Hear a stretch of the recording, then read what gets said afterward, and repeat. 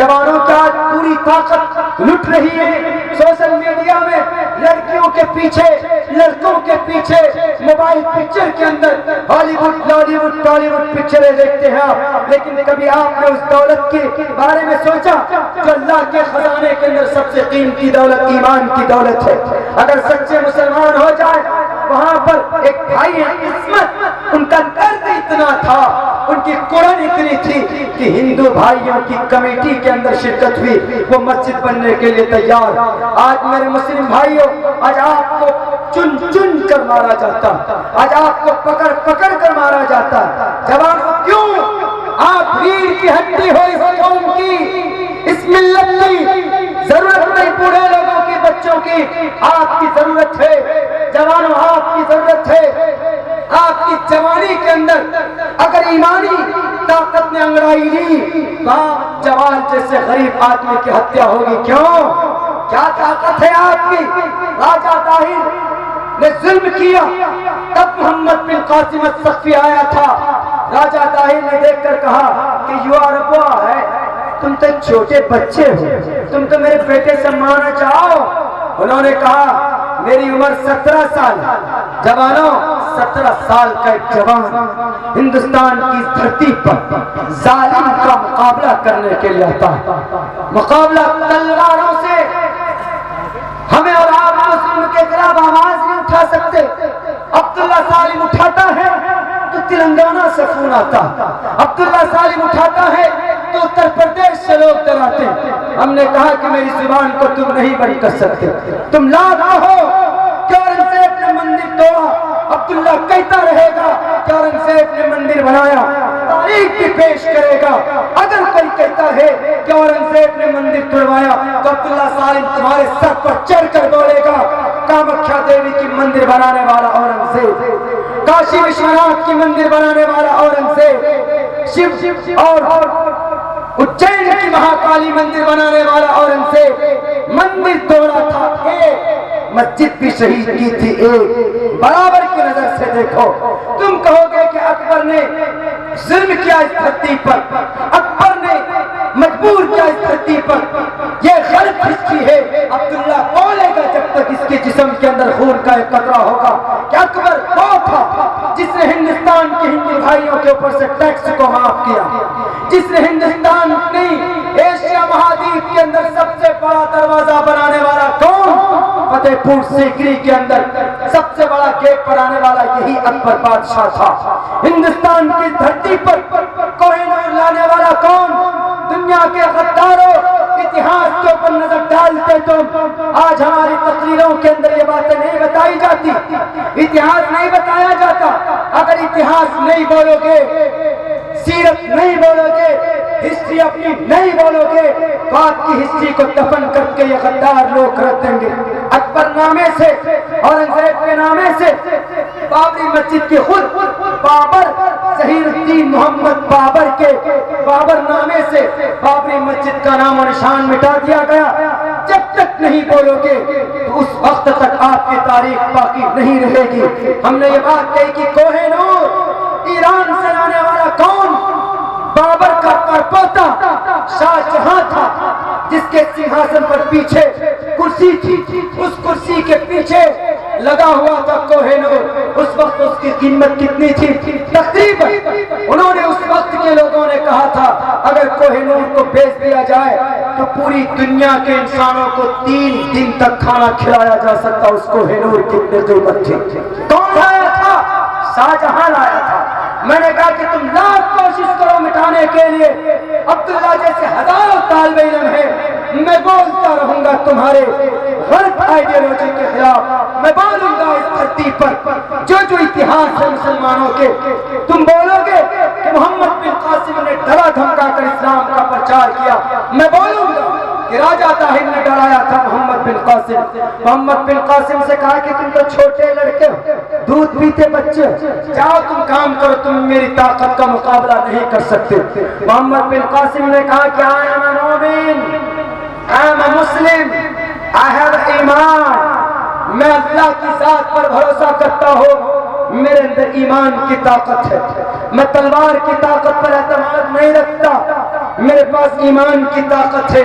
میرے جوانوں سبق لینا، ایک 13-17 سال کا ایک جوان ایران عراق سے آیا اور ایک ظالم بادشاہ کا مقابلہ کیا۔ راجہ طاہر نے کہا کہ جاؤ اپنے بڑے طاقتور فوج کو کہتا جاؤ ذرا اس کا سر قلم کر کے لاؤ۔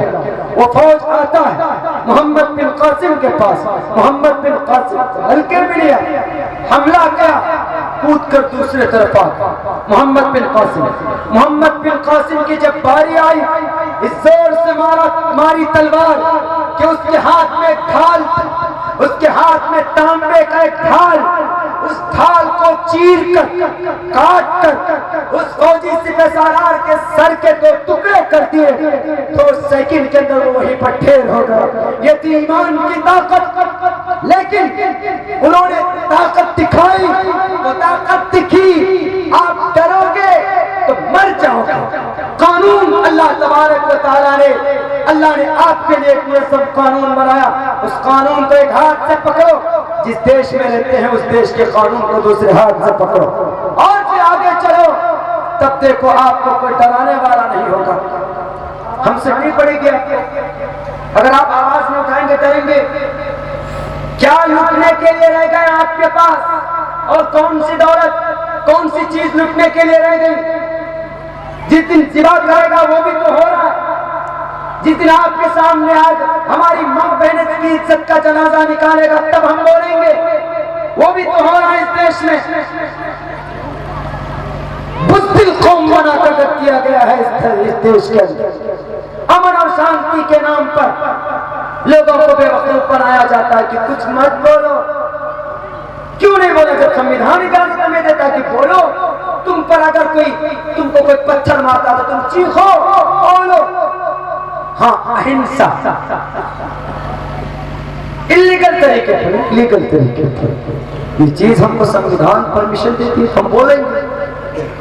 شادی کر لیتے ایسا بہت کم ہوتا، لیکن اس سے پہلے سماج کی کسی بیٹی پر آپ کی ناپاک نگاہ پڑتی ہے تو آپ اس کی عزت کے ساتھ کھیلنا چاہتے ہیں۔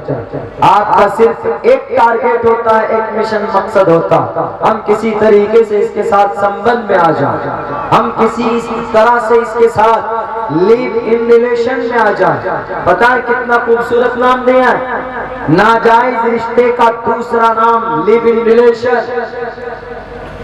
یہ دنیا کے اندر فیشن پرست لوگ اپنی مرضی سے لڑکا اور لڑکی رہیں، عیاشی کریں، ڈیری زنا کے اندر اپنی زندگی گزاریں، اس کو کہا جاتا ہے لیو ان ریلیشن۔ ہم لوگ لیو ان میں تھے، بہت زمانے سے لیو ان میں تھے، مطلب ہم لوگوں کے ناجائز تعلقات تھے۔ اسلام کے اندر اس کی کوئی پرمیشن نہیں، اسلام کے اندر اس کی کوئی گنجائش نہیں۔ یہ ایک طرح سے برائی ہے۔ ایک طرف سے آپ کہتے ہیں کہ زنا کو ختم کریں، زانی کو ڈیتھ پینلٹی ملنی چاہیے، اور ایک طرف سے آپ کہہ رہے ہیں کہ جو لوگ زنا کرتے ہیں اس کو چھوٹ دے دیجئے، لیو ان ریلیشن۔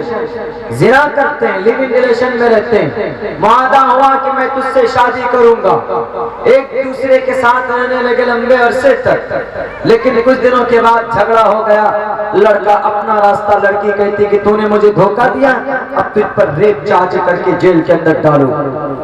پہلے تو شروعات ہی غلط تھی، اب لڑکی نے لڑکے نے دھوکہ دیا تو اب وہ لڑکی کہتی ہے کہ اب تم پر زنا کے چارج لگاؤ۔ ارے قرآن کے ضابطے کو دیکھو، قرآن نے کہا وَلَا تَقْرَبُوا الزِّنَا إِنَّهُ كَانَ فَاحِشًا، کہ زنا بڑی گندی چیز، بہت خراب چیز ہے، اس کے قریب بھی مت جاؤ۔